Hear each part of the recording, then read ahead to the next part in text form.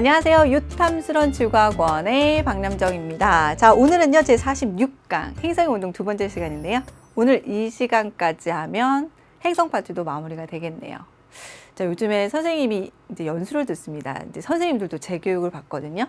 연수의 제목이 행복한 교사가 되기입니다. 그 1강의 내용이 뭐냐면 소진이라는 거예요. 번아웃 증후군이라고 들어보셨죠?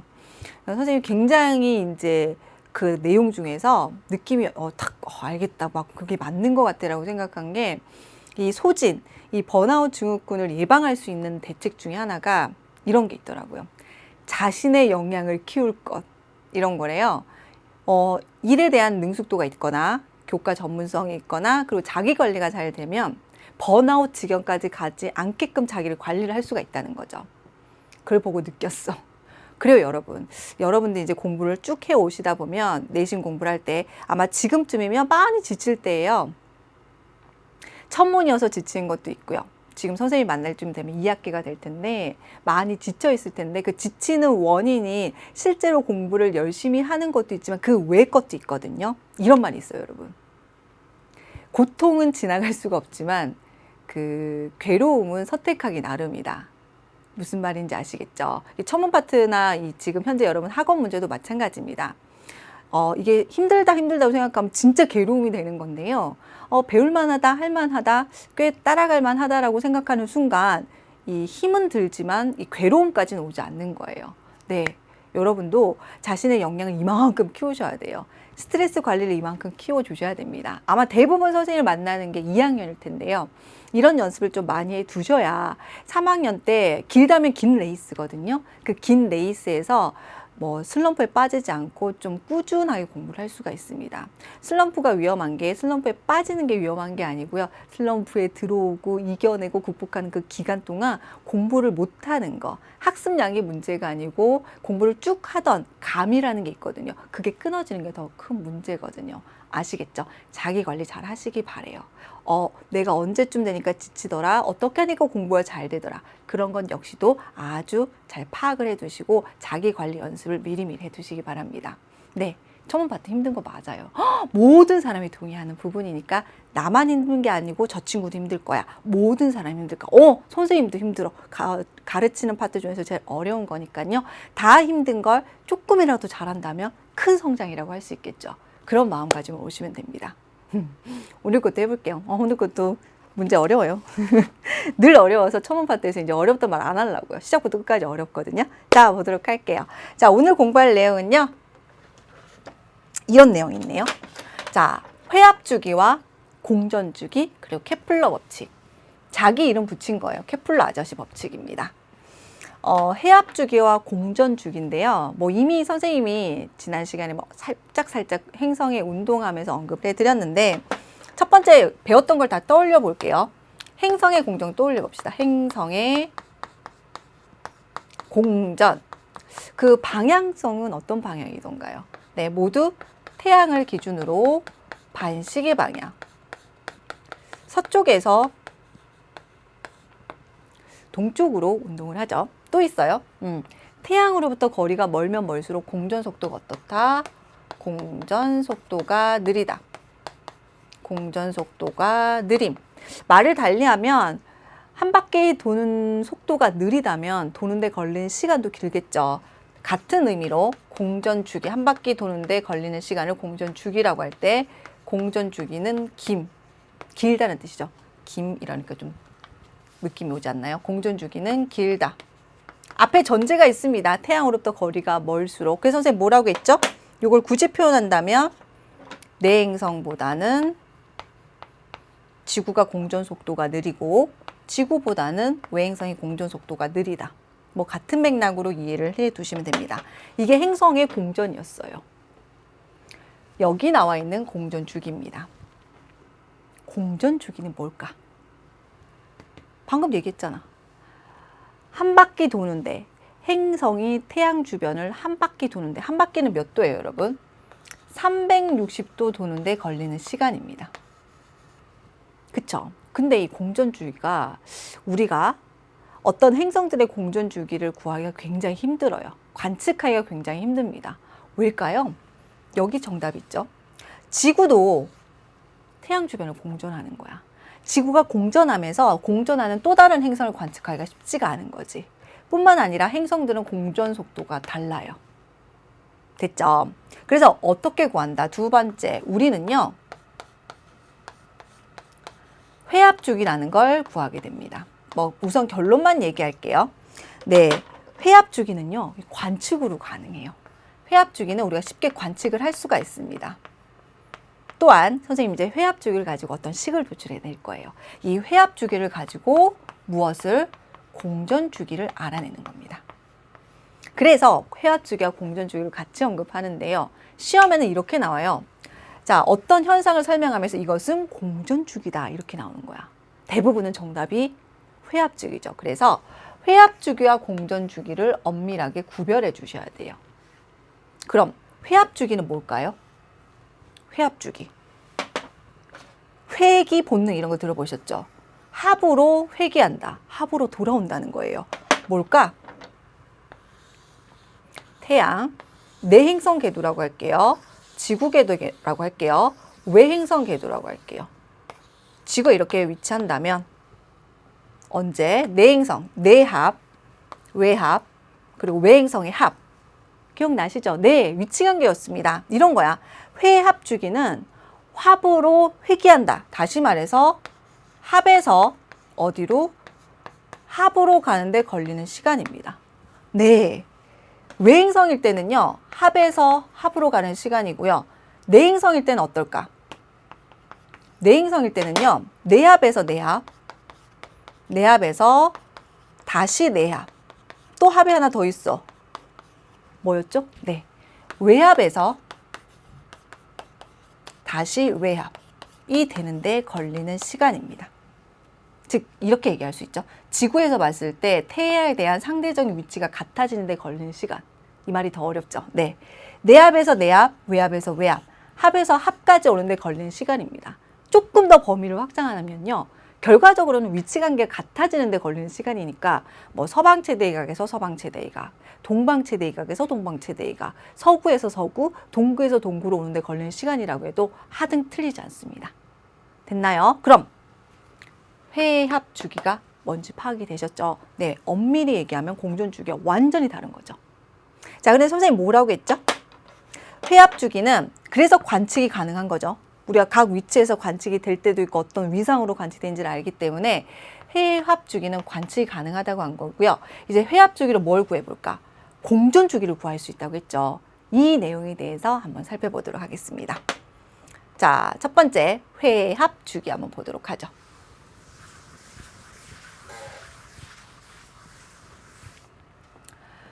자, 우선 내행성의 회합 주기를 통해서 선생님이 식을 유도 한번 해보도록 할게요. 뭐 첫 번째 기억하실래요? 자, 내행성, 뭐 금성이라고 보셔도 됩니다. 선생님 뭐라고 했냐면 내행성과 무엇에? 지구의 공전 속도를 비교하면요. 내행성이 더 빨라요. 그렇죠? 그래서 여기 볼게요. 태양, 내행성, P, 그 다음에 지구, E라고 할게요. 그래서 행성이 P0에서 P1까지 요만큼 갔네요. 가는 동안 스타트점 똑같죠? 지구는 E0에서 E1까지 요거밖에 못 갔어요. 요만큼의 공전속도 차가 나타나는 거야. 그럼 볼게요. 요건 뭐냐? 자, 여기서 E는 지구의 공전주기입니다. P는요, 행성의 공전주기예요. 엄밀히 얘기하면 내행성의 공전주기겠죠? 자, 볼게요. 하루 동안 공전한 각도는 어떻게 구할까? 선생님이 예전에 공전 하루에 얼마나 간지 설명했죠. 지구는 한 바퀴를 돌아요. 태양 주변을. 한 바퀴는 360도. 얼마 만에? 1년 만에. 그래서 어떻게 하지? 1년. 365일 이렇게 나눴잖아요. 그래서 얼마? 대략 1일에 1도다 이렇게 파악을 했죠. 네, 이거야. 하루에 공전한 각도는 360도를 뭘로 나눈대가? 365일이 뭐야? 1년. 네, 바로 공전주기죠. 공전주기. 그래서 지금 2분의 360도, P분의 360도는요. 하루 동안 간 공전 속도 차이입니다. 그럼 어떻게 될까? 내행성이 훨씬 많이 가죠. 그럼 이렇게 하면 P분의 360도 빼기 2분의 360도는 하루 동안 내 행성과 지구의 공전 속도 차이가 되는 거예요. 계속 이런 차이들이 유발이 되겠지. 이런 거야. 이런 거리 차이가 모여서 얼마가 되는데 360도가 되는데 걸리는 시간이 뭘까? 그게 바로 회합주기입니다. 그래서 회합주기를 S라고 표현할게요. 이렇게 표현할 수가 있는 거야. 그럼 어떤 관계가 나올까? 회합주기를 이쪽 편으로 넘겨요. 그럼 2분의 360도는 P분의 2분의 360도 그 다음에 S분의 360도가 되겠죠. 그럼 뭐 360 다 지워버리세요. 그럼 어떤 결과가 나올까? 내 행성은 땅땅 회합주기분의 1은 P분의 1 빼기 2분의 1이 되는 겁니다. 됐죠? 외행성도 쉬워요. 외행성 볼게요. 외행성은 하나만 딱 주의를 하면 돼. 뭘까? 외행성은 지구와 외행성을 비교를 했을 때 지구가 훨씬 공전 속도가 빠르죠. 그래서 하루 동안 차이는요. 360도 밑에가 뭐가 나와야 될까? P가 아니고 2가 나오겠죠. 여기서 P분의 360도 이것만 주의하시면 됩니다. 앞서와 반대죠. 그럼 똑같이 이 차이가 모여서 얼마가 되는데 360도가 되는데 걸리는 시간이 무엇이다? 회합주기니까 식이 이렇게 똑같이 나옵니다. 이거 순서만 바뀌겠죠. 왜? 지구 공전 속도가 더 크니까. 그럼 계산을 하면 어떻게 나올까? S 넘기고요. 360도 다 지워버리면요. 똑같아요. S분의 1은요. 순서만 바뀌겠죠.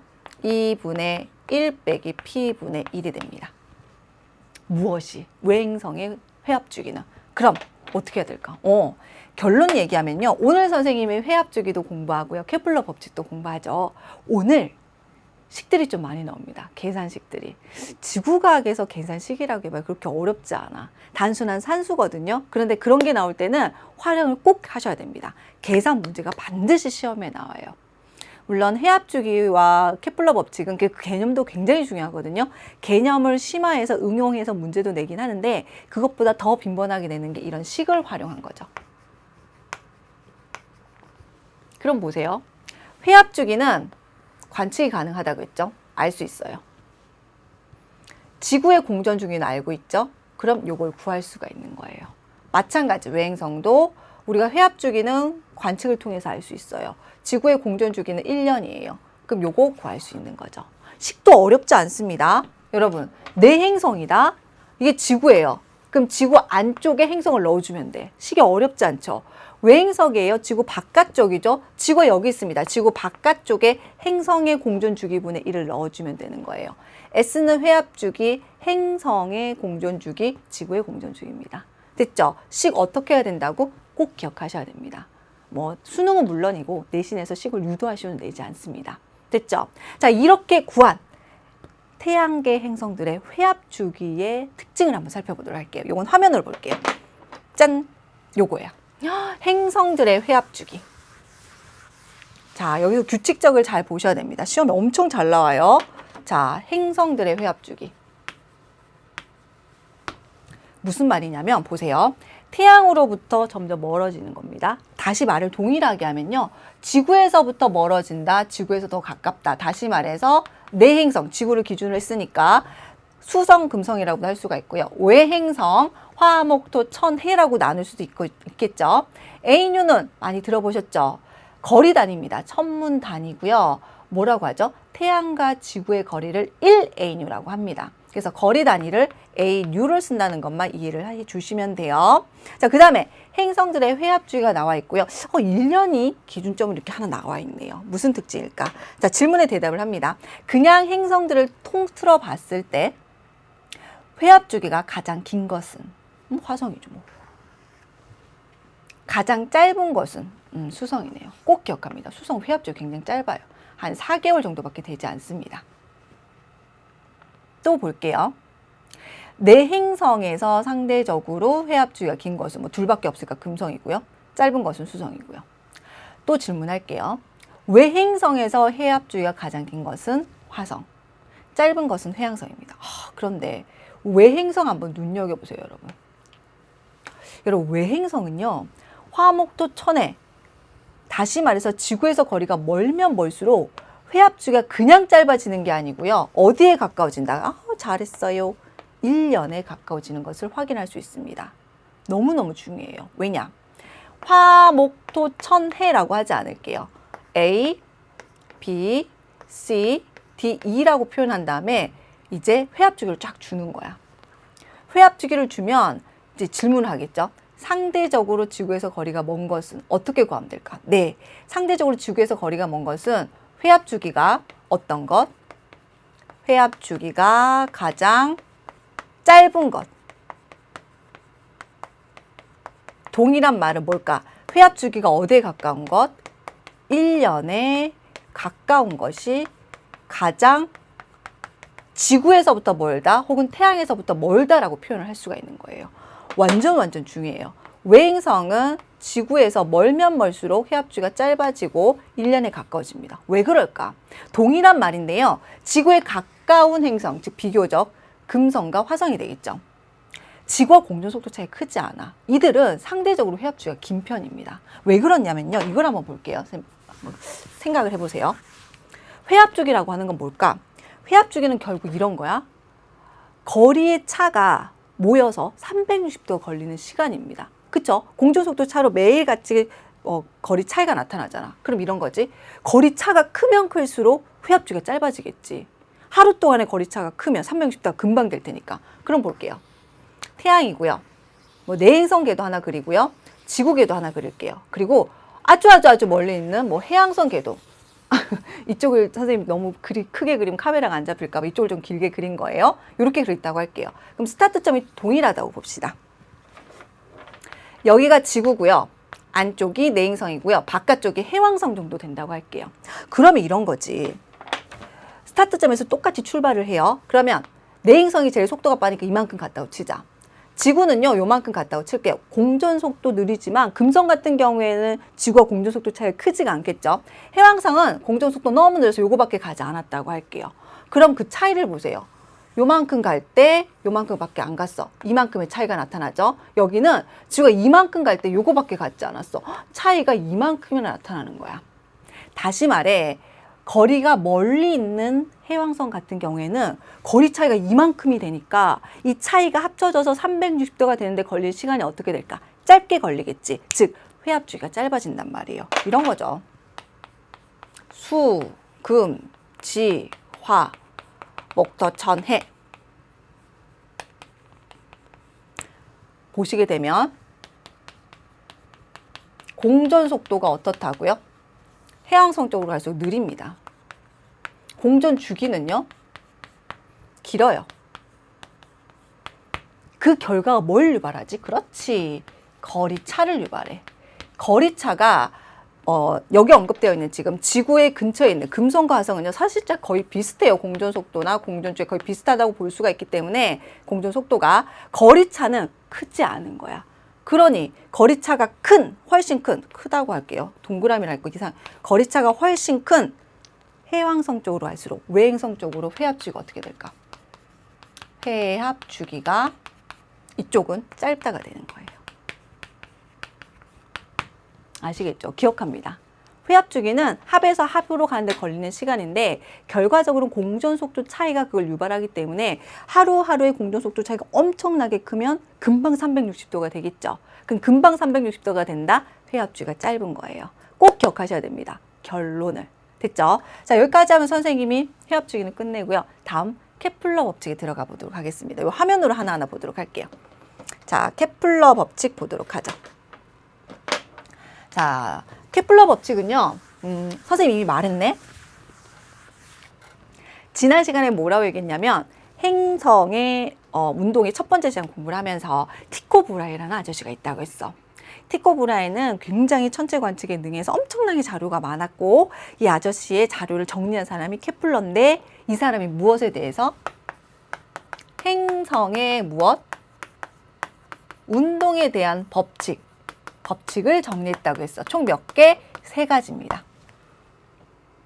이 사람이 해결한 것 중에 가장 눈여겨볼 점은 선생님이 지난 시간에 우주관 공부할 때 천동설, 지동설, 수정천동설이 있었죠. 이 세 사람이 특히 코페르니쿠스의 지동설 같은 경우에는 굉장히 우수하지만 그럼에도 불구하고 행성들이 태양 주변을 돌 때 무슨 궤도? 원궤도로 돈다고 했죠. 이걸로 설명되지 않는 현상이 있습니다. 사람들이 행성을 이렇게 관측을 한 거야. 그런데 어떤 시기에는 공동속도가 좀 빠르고요. 어떤 시기에는 공동속도가 좀 느렸어. 그런 현상은 무엇도 코페르니쿠스조차도 설명을 못했습니다. 오늘 이 시간에 해결해 드릴게요. 무엇으로? 케플러 법칙 1, 2, 3을 하면서 선생님 언급해 드리도록 하겠습니다. 자, 케플러가 규칙성을 만들었습니다. 뭐 발견을 한 거죠. 정리를 한 거죠. 1번 케플러 1법칙 타원 궤도의 법칙입니다. 뭐 이미 다 아시는 내용인데요. 이런 거야. 이 법칙은 바로 요거예요. 태양이 하나의 초점에 위치한 행성들은 태양을 하나의 초점에 위치해서 타원을 그리면서 공전한다는 게 타원 궤도의 법칙입니다. 뭐 타원을 알고 계시죠? 두 초점으로부터 거리의 합이 일정한 점들의 집합을 타원이라고 얘기를 합니다. 네, 원궤도가 아니고 무슨 궤도? 타원 궤도야. 그래서 아셔야 되는 개념들이 있죠.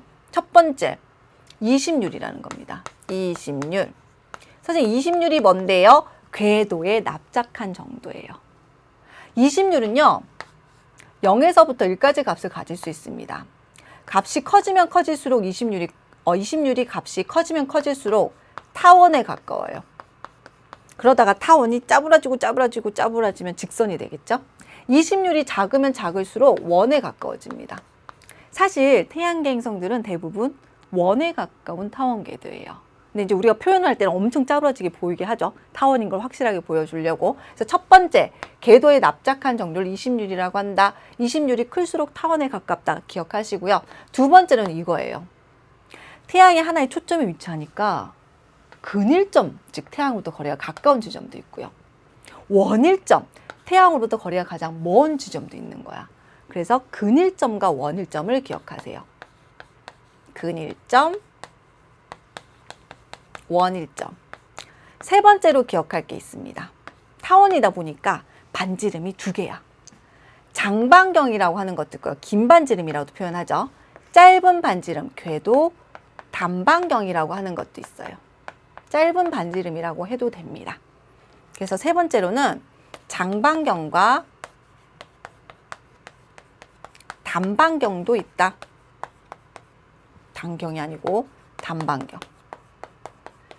그 다음에 여러분 또 기억하시면 좋은 게 우리가 일반적으로 이런 얘기도 하잖아요. 태양과 지구의 평균 거리 이런 말 하죠. 1AU다 이런 말 하죠. 선생님 반지름이 두 개인데요. 네, 통상 우리가 궤도 장반경을 뭐라고 하냐면 태양과 행성의 뭐라고 얘기한다? 평균 거리라고 얘기합니다. 기억해 두세요. 이걸 평균 거리라고 얘기합니다. 우리가 태양과 뭐 화성의 거리, 태양과 수성의 거리 이런 거 얘기할 때도 장반경 거리를 언급한다고 보시면 돼요. 그런데 재밌는 게 있어요. 이거 두 개를 볼게요. 이 근일점과 원일점으로 이심률도 해결할 수가 있고요. 장반경도 해결할 수 있습니다. 쉬운 장반경부터 볼게. 장반경은 전체 값의 절반이지. 그럼 봐요. 태양이 초점에 위치하니까 이렇게 즉 근일점까지 거리, 원일점까지 거리를 더하면 어떻게 될까? 전체가 되겠지. 그럼 근일점까지 거리, 원일점까지 거리를 더해서 나누기 2를 하면 뭘까? 그렇죠. 바로 장반경 값이 나오는 거예요. 또 이런 거지. 타원이 납작해지면 납작해질수록 근일점과 원일점 사이의 거리는 어떨까? 더 멀어지겠죠. 그래서 이심률이 정확히 얼마인지는 구할 필요가 없을 겁니다. 하지만 상대적으로 더 납작한가 더 원에 가까운 건 판단할 수 있어. 무엇으로? 네, 원일점에서 근일점 거리를 빼버리면 됩니다. 이 값이 크면 클수록 이심률이 큰 거예요. 납작한 겁니다. 연습 한번 해보도록 할게요. 짠! 자, 궤도 장반경, 그 다음에 근일점까지 거리, 원일점까지 거리가 나온 거야. 선생님, 왜 소행성이죠? 자, 미리 언급해 드릴게요. 우리는 케플러 법칙을 가지고 태양계 행성의 법칙이라고 언급을 해서 공부를 해요. 근데 실제로 적용을 해보니까 태양계 모든 천체들은 케플러 법칙을 따르다는 거죠. 물론 태양계에 머무르는, 즉 태양 주변을 공전하고 있는 소행성뿐만 아니라 행성 주변을 공전하고 있는 위성들도 각각 케플러 법칙을 따른다는 거죠. 그래서 여기 소행성이 언급돼도 될 수 있는 겁니다. 자, 그것보다 더 중요한 거, 선생님 방금 언급한 거, 전부 빈칸이야. X값, X값, X값인데 근일점, 온일점 장반경이 나왔네. 어떻게 각각을 구할 수 있을까? 그렇지. 선생님이 2개 더해서 절반이 궤도 장반경이라고 했죠. 따라서 x 플러스 3.2 나누기 2를 한 게 얼마가 돼야 되고 2.0이 돼야 될 거고 1.8 플러스 x 나누기 2 한 게 얼마가 돼야 될까? 2.0이 돼야 될 거고 여기도 1.8 플러스 3.2를 나누기 2를 한 게 뭐가 돼야 될까? x가 돼야 될 겁니다. 됐죠? 그럼 각각을 구할 수 있겠죠? 선생님은 여러분과 달리 산수가 좀 약하니까 자 바로 정답을 적어드릴게요. 그래서 각각이 0.8, 그 다음에 2.2, 그 다음에 얼마가 된가? 2.5가 됩니다. 그럼 빈칸 채울 수가 있겠죠? 충분히 나올 수 있는 문제들이에요. 충분히 나올 수가 있는 것들입니다. 산수 계산할 수 있으셔야 돼요. 또 하나, 이제 선생님 질문하는 거야. 소행성 A, 소행성 B, 소행성 C 이들 중에서 가장 타원에 가까운 것은 혹은 납작한 것은 이제 어떻게 구하면 될까? 다 빈칸을 채웠으니까 무엇을? 원일점에서 무엇을 빼버리면 될까? 근일점을 뺀 값을 구하면 돼요. 또 선생님이 자자작 구해왔죠?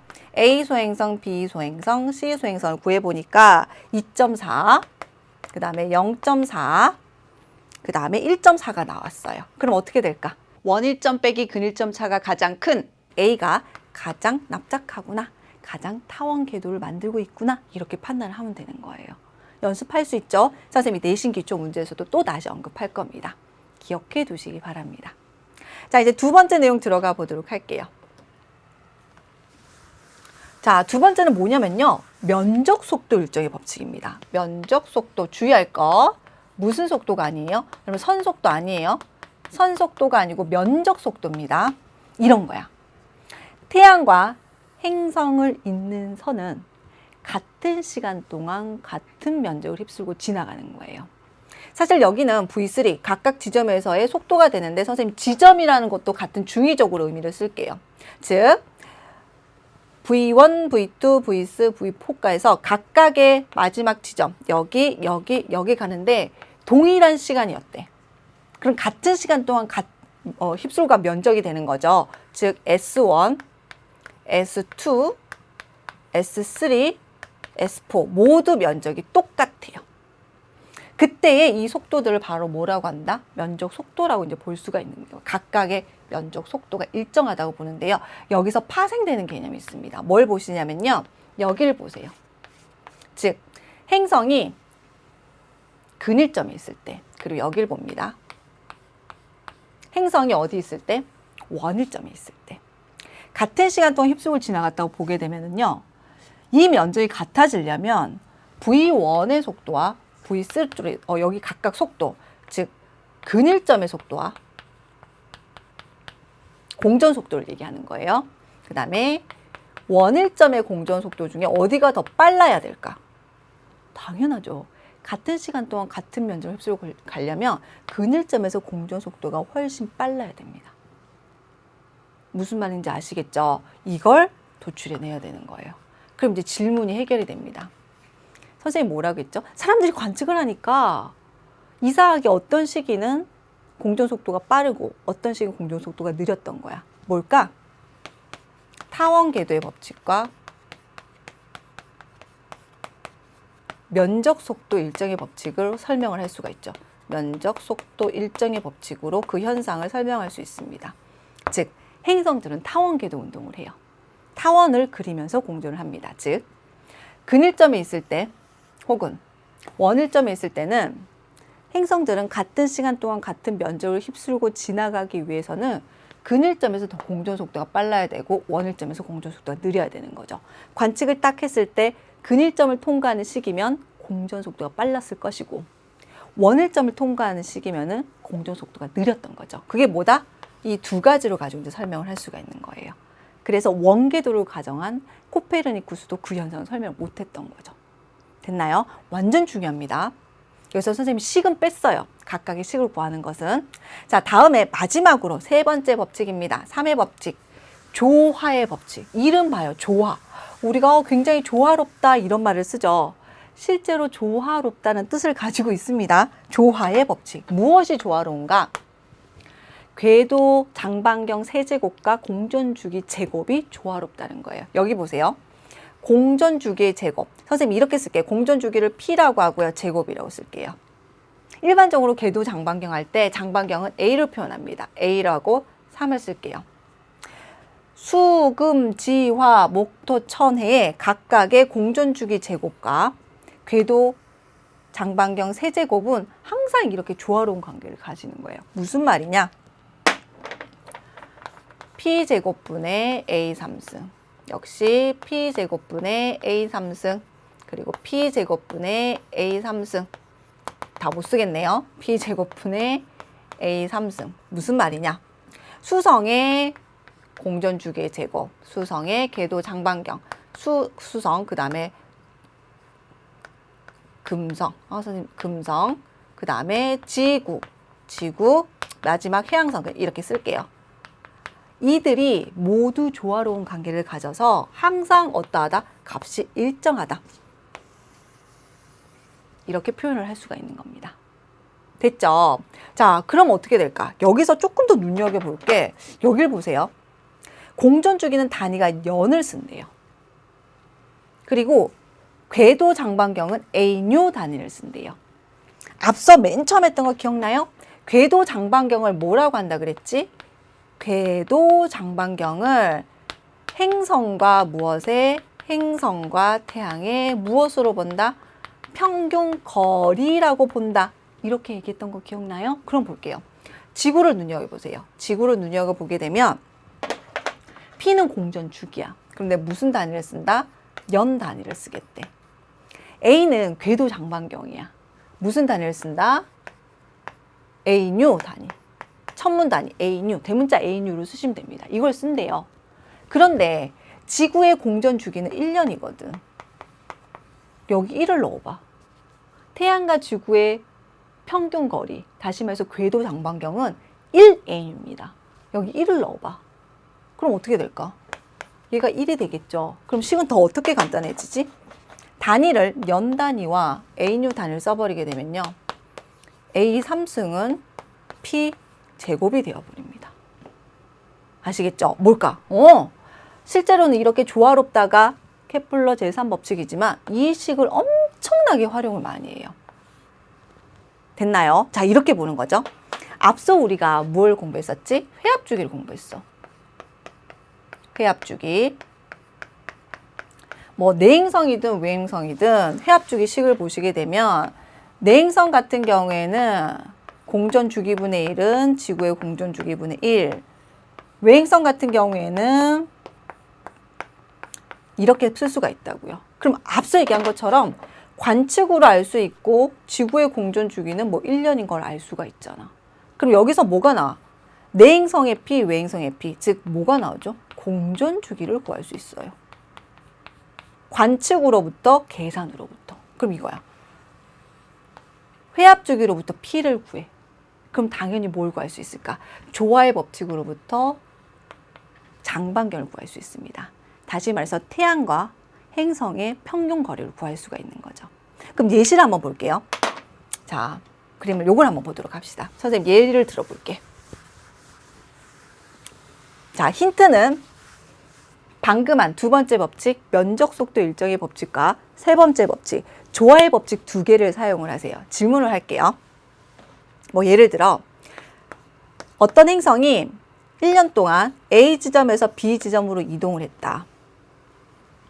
요만큼의 면적을 이동한 거예요. 이 면적은 1년 동안 이동했는데 전체 면적의 8분의 1이다. 그랬을 때 이 천체의 공전주기는 얼마인가? A에서 B로 갔대요. 1년 동안. 그리고 이 면적이 전체 면적의 8분의 1이래. 그럼 얘들아, 1년에 8분의 1이면 2년에 똑같은 면적을 휩쓸고 가니까 몇 년일까? 8분의 2를 휩쓸고 가겠지. 쭉쭉쭉쭉 8년이면 여러분 8분의 8이겠지. 이건 얼마야? 1. 전체 면적이야. 그럼 공전주기 뭐야? 그렇지. 전체 공전주기는 8년이 됩니다. 이게 제일 많이 물어보는 거야. 이거 지금 무엇으로 설명한 거지? 면적 속도 일정의 법칙입니다. 같은 시간 동안 같은 면적을 휩쓸고 가기 때문에 1년이면 전체에서 8분의 1이면 바로 이 8을 공전주기로 바로 보시면 되는 거예요. 두 번째 질문. 공전주기를 8년인 걸 구했어. 8년이요. 이제 두 번째 질문 들어갑니다. 두 번째 질문. 그렇다면 이 천체까지 거리는 뭘 물어볼까? 저 바로 장반경을 물어봅니다. 그럼 무슨 법칙 사용해야 되지? 이번에는 조화의 법칙을 사용해야 되죠. P제곱은 A3승을 사용을 하세요. 그럼 이미 구한 건 넣어주면 돼. 공전주기 8년을 여기다 넣어줘. 그러면 8의 제곱은 A3승. 이제부터는 선생님 문제가 아니야. 여러분의 산수의 문제입니다. 지수법칙 사용 그대로 하시면 돼요.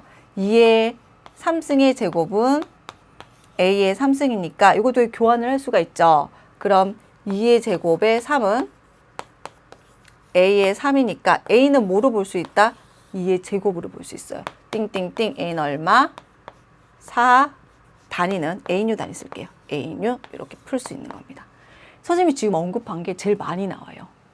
방금 얘기한 것처럼 회합주기와 케플러 법칙은 간단한 산수 계산을 해줄 수 있어야 되는 거죠. 이게 제일 많이 언급되는 내용입니다. 됐나요? 자, 그럼 선생님이 오늘 공부하는 회합주기, 공전주기랑 비교해 주셔야 되고요. 그 다음에 케플러 법칙 1법칙, 타원궤도의 법칙 2법칙, 면적속도 일정의 법칙, 세 번째 법칙, 조화의 법칙까지 다 설명을 드렸는데 내신에서는 세 개를 쓰라는 것도 나올 수 있기 때문에 잘 이해를 해 두셔야 됩니다. 그럼 정리 한번 해보도록 하죠. 자, 오늘 공부한 내용의 정리입니다. 자, 보시게 되면 첫 번째, 회합주기. 회합주기는 항상 공전주기랑 비교를 하셔야 돼요. 이런 거야. 뭐 예를 들어서 어떤 천체를 관측했어. 뭐 금성이라고 예를 들까요? 금성을 관측했는데 새벽에 동쪽하늘 하얀 달 모양으로 관측이 됐다.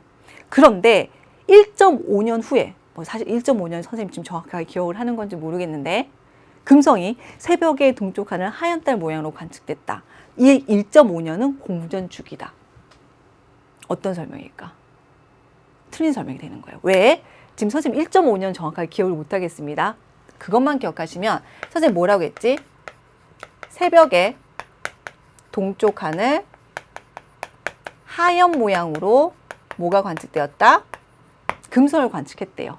여러분 이 시기 이 하늘 이 모양으로 관측되는 거 위치 관계가 어떻게 되죠? 내행성궤도, 지구궤도. 지구궤도 그렸을 때 새벽에 동쪽 하늘 하얀 달 모양으로 관측되는 건 바로 여기 위치입니다.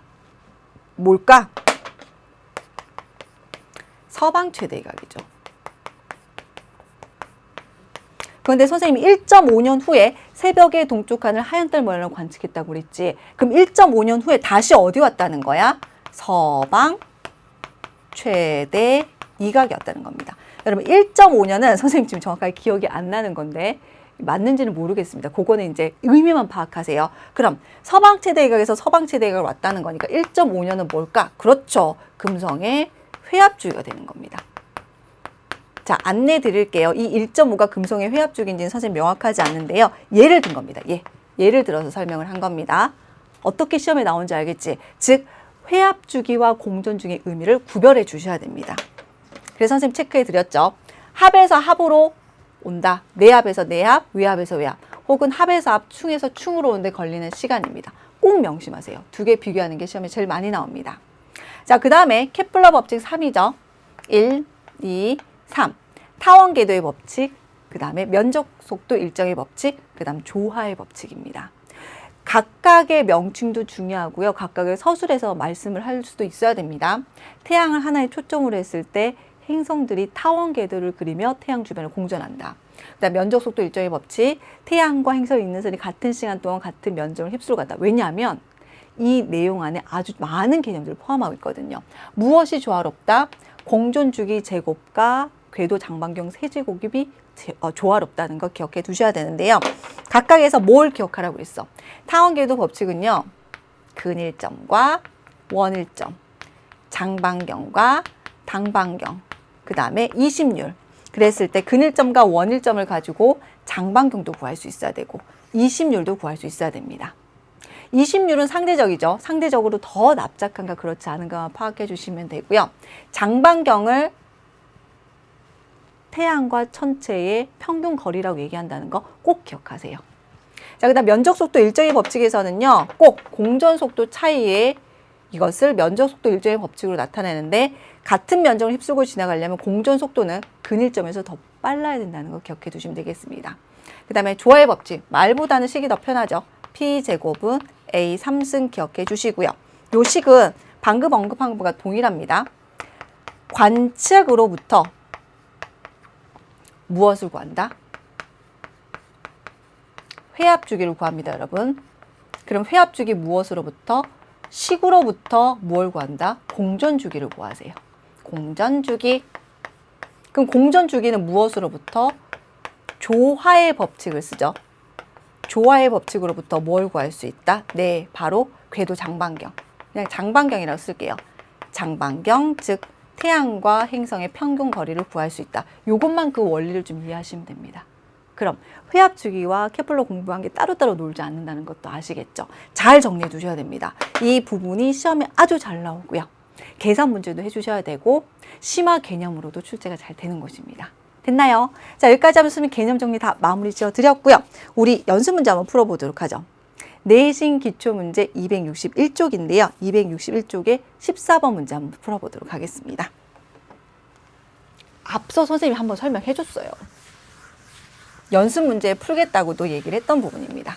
뭐냐? 자, 지금 보시게 되면 어떤 두 행성이 근일점과 원일점에 있을 때 태양까지 거리를 나타낸 것이다. 이번에는 행성으로 줬네요. 행성이 각각 근일점과 원일점입니다. 그런데 바로 질문을 보세요. 보기 기억. 자, 보기 기억을 보시게 되면 A와 B를 물어보고 있는데요.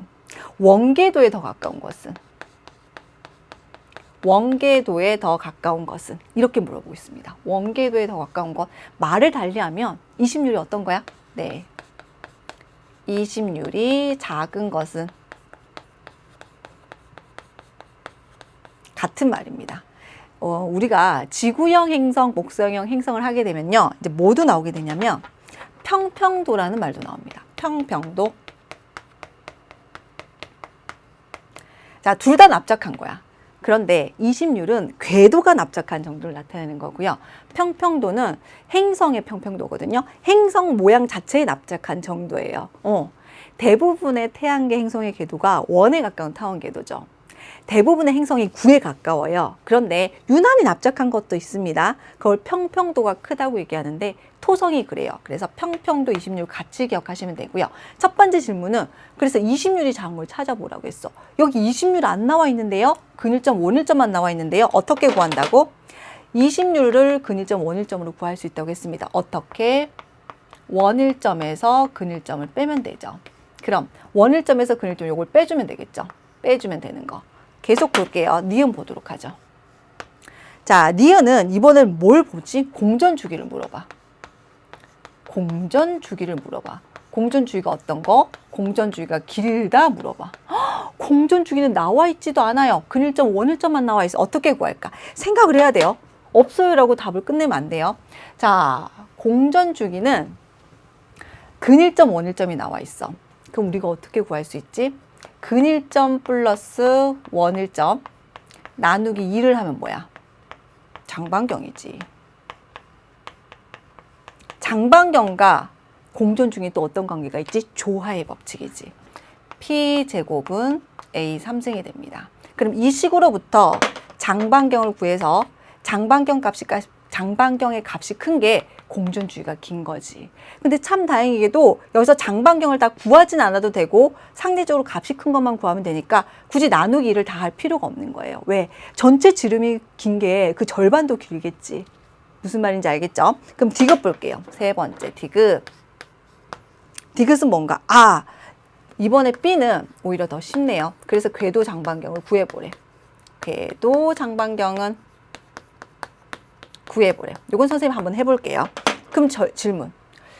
원일점에서 근일점을 빼보세요. 얼마? 0.73에서 0.72를 빼면 0.01AU입니다. 됐죠? 그 다음에 원일점 1.66에서 1.38을 빼보세요. 요걸 빼보세요. 얼마가 되죠? 0.28AU가 됩니다. 그럼 값이 더 큰 게 뭐야? B가 되겠지. 즉 근일점과 원일점 차가 더 커. 훨씬 납작하지. 그럼 원에 가까운 것은, 즉 20률이 작은 것은 뭐라 볼 수 있다? A라고 볼 수 있어. 따라서 기억은 어떤 설명이라고 할 수 있다? 옳은 설명이라고 할 수 있네요. 두 번째 볼게요. 요 값을 다 구해보래. 요거부터 먼저 할게요. D급부터 먼저 할게요. B의 궤도 장반경은 어떻게 구하면 되지? B의 궤도 장반경은 근일점 플러스 원일점입니다. 1.38 플러스 1.66을 하면 되겠네요. 어떻게 된다? 3.04가 되겠네. 이것에 뭐가 돼야지? 3.04의 절반. 얼마가 되나요? 1.52가 되나요? 1.52AU가 장반경이 되겠네. 1.52AU. 자, 선생님이 A도 구해야 되나? 이 실제로 여기 구해 놓으면 선생님 계산한 걸 볼게요. 1.45고요. 그 다음에 3.04입니다. 3.04. 선생님 이거는 뭘 구한 거냐면 2를 나누지 않았어. 선생님 그냥 근일점, 원일점 값을 더했습니다. 두 개를 더한 값이 크면 장반경 값도 크겠지. 장반경 값이 크면 공전 주기도 크겠지. 그래서 더 큰 것은 B가 되겠죠. 공전 주기인 것은 뭐가 된다? B가 된다. 이렇게 설명하면 되겠죠. 그래서 니은 역시 옳은 설명이라고 볼 수가 있고요. 3번은 선생님 구해드렸습니다. 1.52. 그럼 여러분은 한번 복습하는 김에 뭘 구해볼까? 요거 정리해서 공전 주기 요거 계산으로 해결을 해보도록 하세요. 할 수 있겠죠. 그럼 뭐다? 기억, 니은, 디귿 모두 옳은 설명이니까 정답 몇 번? 5번이 되는 겁니다. 됐나요? 따라올 수 있겠죠? 계산 문제 연습해 두셔야 됩니다. 자, 이렇게 하면 선생님이 행성 파트까지 다 끝내드렸습니다. 다음 시간에는 천체 관측과 행성의 운동 문제풀이 시간이 되겠는데요. 선생님 대부분 내신 기초와 실력 향상을 1시간 안에 해결해 드리죠. 이번에는 2시간으로 나눴습니다. 왜? 선생님 우리 교재 맨 앞에 있는 별자리라든지 별자리 이름을 붙이는 것, 그 다음에 별자리 보기판을 이 문제 풀 때 설명을 해 드릴 거예요. 앞부분 1번, 2번을 할 때 설명을 드릴 테니까 그때 정리한다고 생각하시고요. 나머지 문제, 선생님이 내용, 개념 설명하면서 중간중간 푼 문제 외에 나머지 문제, 내신 기초, 실력 향상까지 문제 다 풀어 오셔야 됩니다. 아마 다른 단원 풀 때보다는 시간이 조금 오래 걸릴 수도 있고요. 또 문제가 바로 안 풀릴 수도 있습니다. 하는 데까지만 해서 오시면 되겠습니다. 자, 오늘도 긴 시간 수고 많으셨고요. 문제 꼭 풀어 오시고 오늘 내용 복습도 마무리해 주셨으면 좋겠습니다. 자, 수고 많으셨습니다.